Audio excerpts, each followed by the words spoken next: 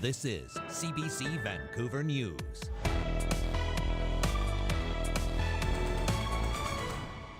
Waiting an hour to 2 hours for the bus. It's been tough on this snow. Slow transit, closed bridges, delayed ferries, tough going. The fallout from the latest winter storm. The main risk of flooding is actually urban flooding. And what's next? I would like to go home. There's no chance to have a shower. The wait grinds on for passengers stuck at YVR, but hotel rooms and meals are being offered.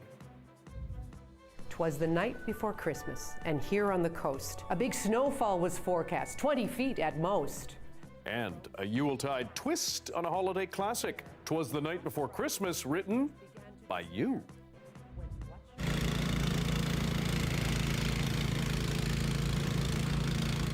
Another rough day trying to get around the south coast after the latest winter storm. The Alex Fraser Bridge and Port Mann are still closed tonight, and we won't know if they'll reopen until at least 6 a.m. tomorrow.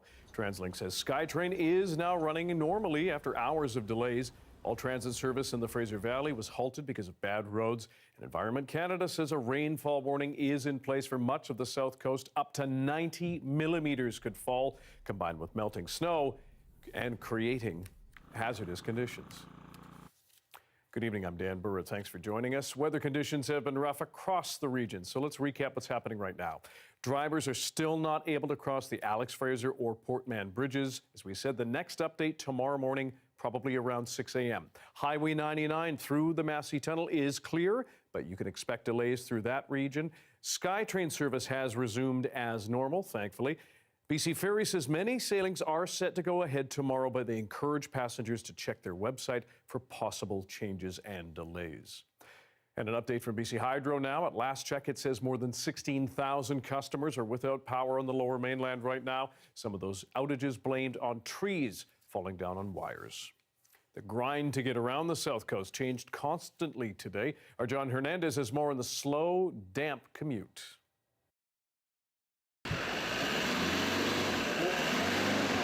It was a slick start to the day, roads blanketed with snow overnight, and many drivers paying for it. Yeah, even my car, it's been tough on this snow and on these roads. On East Hastings Street, buses were no match for the snow. That's probably an hour we've been waiting for the 20. And that's been fairly typical all week as well, waiting an hour to 2 hours for the bus. Then I have to go see my doctor in North Van too today. I don't think I'm going to make it over there. TransLink says the snow and freezing threw its entire system into disarray, from botched bus routes there are extreme delays system-wide to SkyTrain shutdowns. We are seeing some pockets throughout the Expo and Millennium and Canada lines with significant ice buildup. We're doing what we can to get the ice buildup gone as fast as we can. Some passengers waiting at stations for hours. Well, you'd think with the system and technology we have today that we wouldn't have such a problem. I was headed to Waterfront, but then apparently it's not going to happen. With public transit crippled through much of the region, a pair of major bridges were also shut down. The Alex Fraser and Port Mann both closed due to winter conditions, forcing major traffic delays through the afternoon. We need to be better prepared, and this province needs to do a better job, frankly, of making sure that British Columbians are able to get around the province when they need to. The province is urging people to avoid the roads if they can. Environment Canada says warmer weather is on the way, but conditions on the roads could worsen.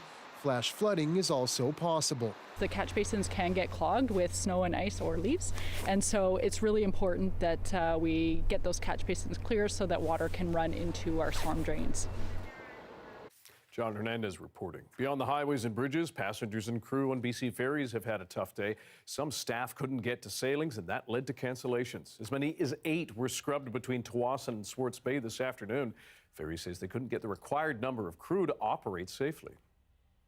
It's been over an hour already. Really?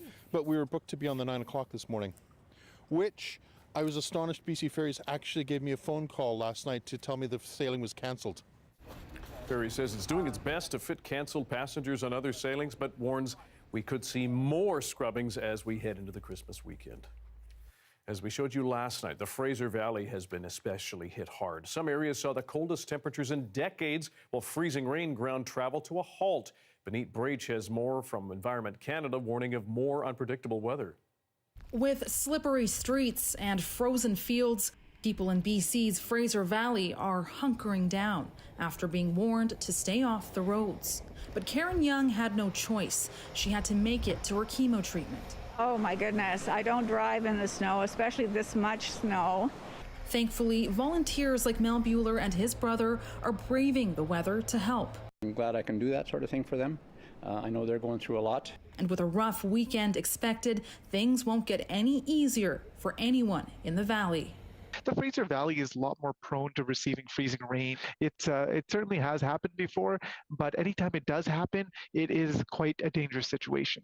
And it's expected to last through Christmas Eve. In the face of that, BC Transit is taking no chances and suspending all services. So bus stops are empty. While at the Abbotsford Airport, it's cancellations across the board. We're trying to leave Seattle this morning, but they shut everything down there, so now we're trying to get back home just outside of Calgary. I will sleep here until they send a new message. I've made it my official office headquarters. I'm trying to get a work day in.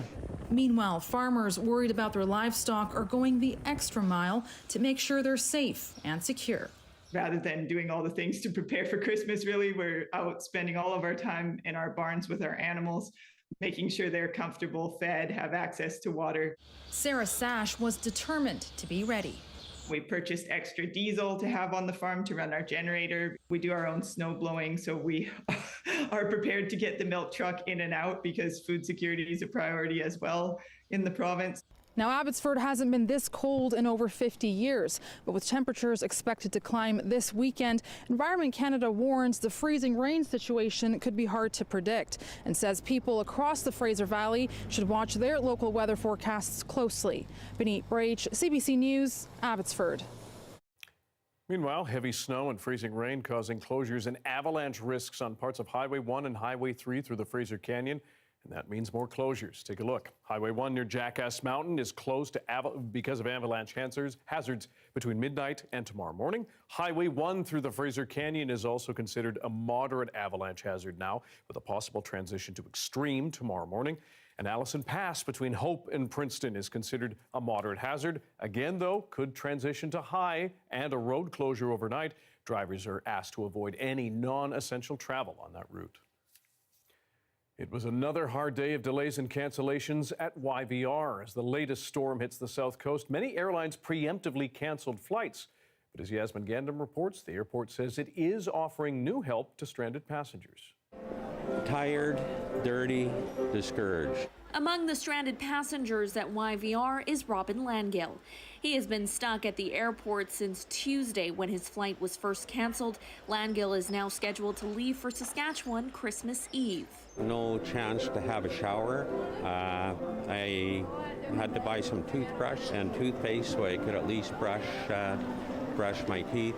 He's among many left in the lurch after WestJet, Air Canada, and other airlines canceled a large number of flights. Before I boarded my flight to Vancouver, my flight to Toronto got canceled.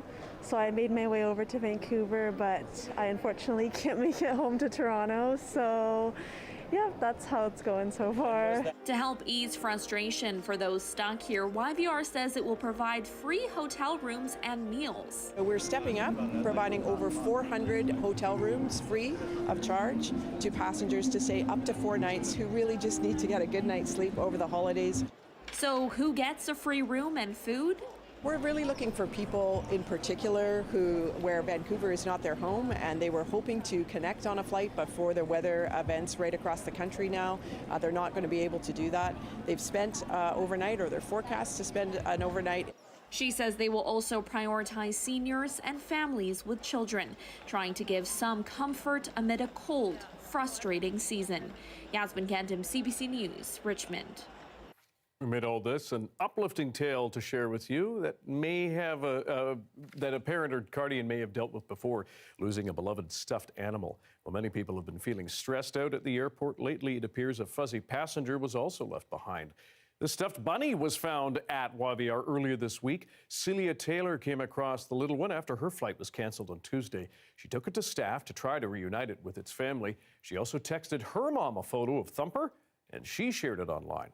Looking at this bunny, I'm assuming that somebody who has already been having an extremely stressful travel day is now experiencing the added stress of A, losing their bunny, and B, having a child who's lost their bunny. Yeah, I mean, I felt like it was important that if I could find a way to get this bunny back to its family, I try to do that. The bunny still hasn't hopped its way home yet. YVR says it's waiting for the owner to call. And if you know who the owner is, let them know. Another lighthearted story from the airport now. A woman whose flight to Kelowna was scrubbed found another way to get home by connecting with a stranger on a community Facebook page. A man sent me a message that said that he just dropped off his friends in Vancouver airport, and he about hit home. Before this trip, she'd never been away from her daughter overnight, and the 3 extra days she had to spend at the airport waiting for her flight took a toll. So that act of kindness was a welcome relief, no doubt. The snow has affected travel in and out of our region and has also led to garbage delays. Robin Parfitt says her trash hasn't been collected, leading to buildup on the streets. It's the whole alleys, like all around our area, that haven't been picked up. So it's not just my house. It's like the whole lane, at least for like a 3 to 6 block radius. All the garbage bins are like propped open. There's like bags of garbage out. Like they just say, yeah, we'll just add a note to your file. Oh yeah, we'll put a note in, but zero explanation as to why it's been for over 4 weeks. Like zero estimate of when there may be a possible pickup coming. Zero suggestions of what we could possibly do with all the garbage in the area. The city, in response, says it's asking residents to set out their bins on schedule and leave them until they're picked up. It adds garbage collection crews will be deployed to areas that haven't gotten pickup yet, starting with the most overdue.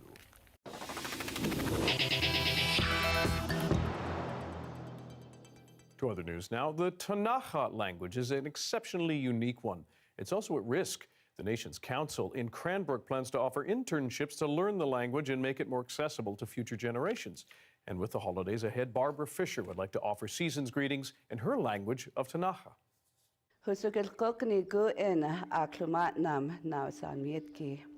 Hello, my name is Barbara Fisher, and I work here at the Ktunaxa Nation Council as the Ktunaxa Language Culture Coordinator. With about maybe 10 fluent speakers within our nation now, it's really hard to keep the language going.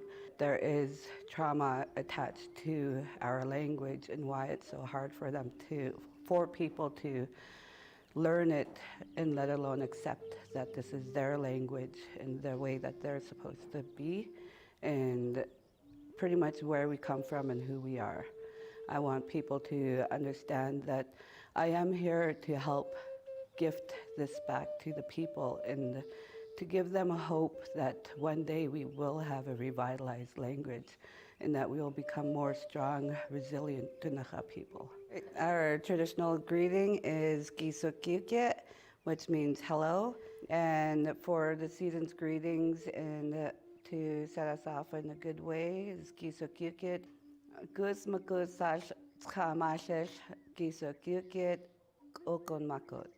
And that's Merry Christmas and Happy New Year.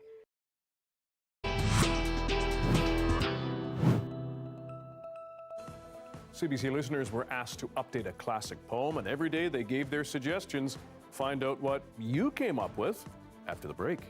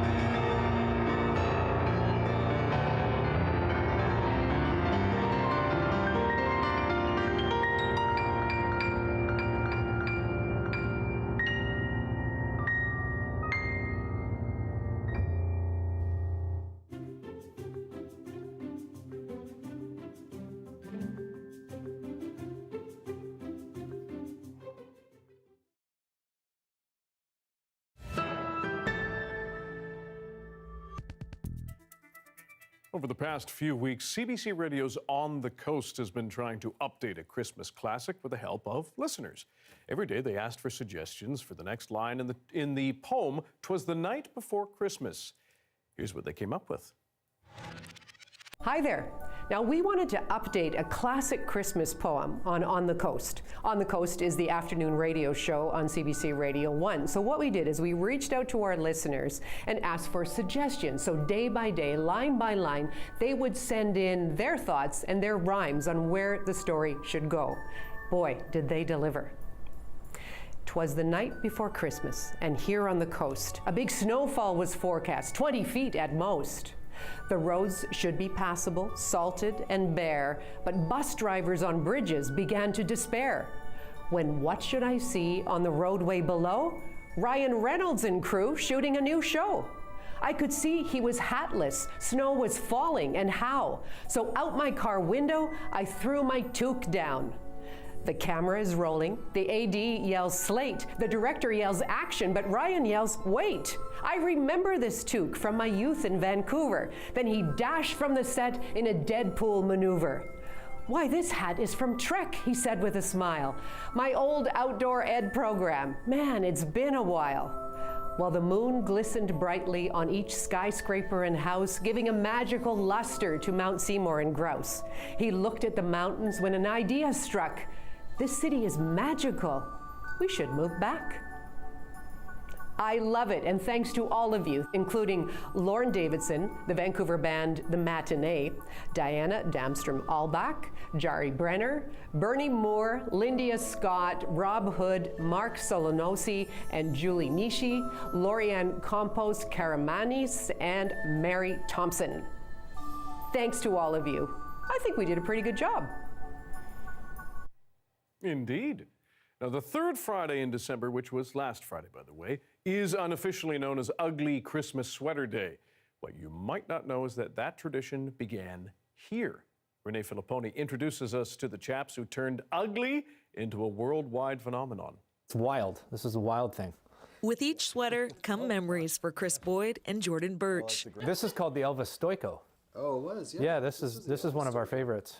The pair are widely seen as the founders of the ugly Christmas sweater phenomenon 2 decades ago. We set out to organize the cheesiest, most feel-good party imaginable. So the sweaters were a component of that. Kind of blew up on us. Within 3 years, we were down at the Commodore Ballroom, attracting crowds of 1,000 people. For years, their parties attracted thousands and were a staple of the holiday calendar in Vancouver. Boyd and Birch own the Canadian patent to Ugly Christmas Sweater and are behind the City of Vancouver proclaiming Ugly Christmas Sweater Day a decade ago, among the first to do so. 2 guys in Canada, nostalgic for the Jingle Bell sweaters of their... And it's snowballed since then, with the pair getting international recognition for their role in popularizing the trend. But they acknowledge they didn't invent it. Sweaters have been around for a long time, you know, originally like Nordic sweaters, kind of ski sweaters with the snowflake or the reindeer. Well, something classic, poinsettias as truly heinous.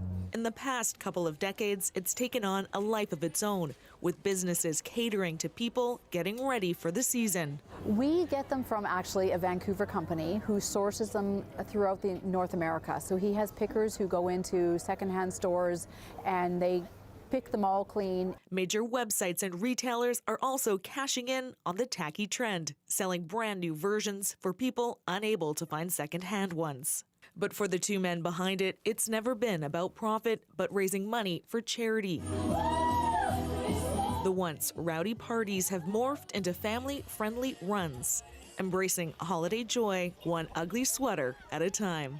Renee Filipponi, CBC News, Port Moody, BC. Messy, slushy, slow-moving Georgia Street. From the snow and the cold to the wet, we are set to get a lot of rain on top of all of that slush, and that could cause local flooding. Kuljeet Kaila will have your BC-wide weather forecast right after this.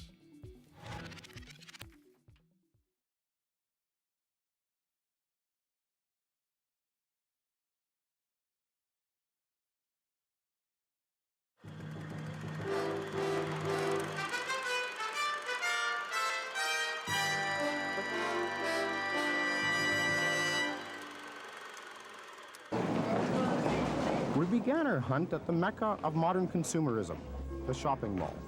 Okay, this is the info center. We're looking for the spirit of Christmas. Hi. She didn't know. We tried a bookstore. Is it in a book? Yes, many books, good books this year. So the spirit of Christmas is available for sale on the bestseller list? Sure. That was one view. We tried a record store. On that wall, you have Merry Christmas from Bing Crosby. I mean, you can't get much more of a spirit. Der Bingle has the spirit on sale. For the computer-oriented.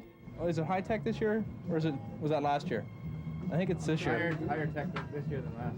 Yeah, it's higher tech this year. It's not just high tech, it's higher tech. The spirit of Christmas is higher tech. Yes, it is. Different people, different spirits. All available in all sorts of colors. Everything has a price, but we did find one freebie. Here, have a sample. Is that the spirit of Christmas? That's the spirit of Christmas. This is the spirit of Christmas. This is good, but fattening. We asked a man selling tickets. We've had a lot of people ask where's Santa Claus down here, and I don't know that either. We found one of Santa's helpers above ground, but he wasn't too jolly. The threat of nuclear war is depressing people. It's suppressing people's attitude toward Christmas. Up the street, another musician. You do this without a release, I must sue your socks off. Is that the spirit of Christmas? I said I was the spirit of Scrooge. We asked a bus driver. Who knows? In the stores, streets? Hey, but you're a bus driver. You're supposed to know where everything is. I don't get paid to know all that stuff. It began as religion, so we tried a church. It was locked. Too much vandalism. Or maybe it's Christmas trees, green Christmas trees, the smell of the sap, and the pine needles on the floor. We asked the man who sells Christmas trees. You know, the live trees, you got the scent there, it gets everybody into the mood of it, eh? This year we put up another artificial tree. But you have an artificial tree? This year we put one up. She wanted it, so. The man who sells Christmas trees has an artificial tree? Yeah, I know. Do you know what the spirit of Christmas is? No. No? I don't know. Maybe that is the spirit of Christmas. An innocence. Uncluttered with thoughts of sugar plums and things you buy and things you get. Of the innocent. The ones who can still believe, who can still trust. We were all like that once. It's just that we forget. It's inside us still. You just have to know where to look. Rick Austin, CBC News.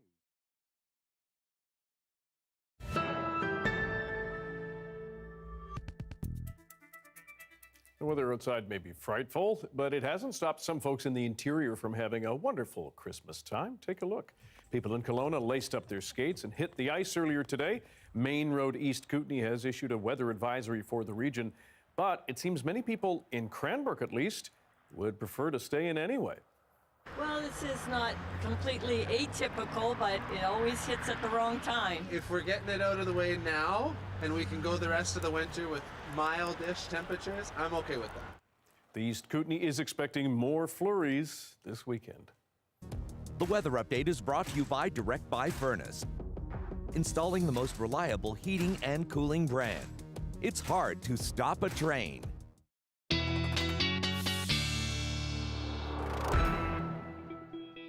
Time for our BC-wide weather forecast on a very busy day with Kuljeet Kaila. Multiple warnings, all sorts of color on that map. Kuljeet, what's the latest? Yes, still lots of unsettled weather. We still have snowfall warnings in effect for parts of the province from Prince George to Kamloops. Wind warning along the coast as well. And this afternoon, we also got issued a rainfall warning for the south coast and Greater Victoria on top of the winter storm watch that we're still under. We had some icy rain earlier today turn into rain, and that rain is going to continue. Look at this accumulation into Sunday over the next couple couple of days. The red is 60 to 80 plus millimeters of rain happening for Whistler, lower lying areas, the Tri-Cities, Maple Ridge. Higher elevations will get just a little bit less, but quite a bit. They'll be in the yellow at about 40 to 60 millimeters of rain, and that's going to be per day till the end of the week. My other concern is a massive temperature drop across the province. Take a look at this. Today was -1 in Vancouver. By Monday, we'll be up to +10. Dees Lake -26 today, down to -11. So warming up quite a lot over the next couple of days. -20 in Prince George today. You'll be down to -1 by Monday. What does that mean? All this rain, the snow's going to be melting. There is fears of some flooding in streets as well. So be prepared for that as well. We will still see a bit of snow tomorrow in Williams Lake, -4 with the temperatures dropping starting tomorrow, -11 in Prince George, but pretty cold in Dees Lake, -25, with some snowflakes coming down for the next 7 days here in the Lower Mainland. It is non-stop rain, and a lot of it, especially this weekend. As I mentioned, we could get up to 90 millimeters of rain in some parts on Saturday alone, and it won't stop until the week starts and we get into temperatures of 8 degrees, which is quite nice. By Thursday, we're getting another 10 to 15 millimeters of rain. We won't see a dry day, Dan, until the very first of the new year. I guess that's something to look forward to after all the chaos that we've had over the past week or so. Kuljeet, thanks very much. You're welcome. And that is your late news for Friday. Thank you for joining us tonight and all this very busy week. For news anytime, please visit our website, cbc.ca/bc. Your next local news is tomorrow morning at 6:30 on CBC Radio 1. We will have the latest on the weather, the roads, transit, ferries, and more. A very Merry Christmas to everyone who is celebrating. Happy holidays to all. Hope you're able to spend some time with friends and loved ones. And to those not yet home or far from home, please take care. People are thinking about you. I will see you in 2023. Good night.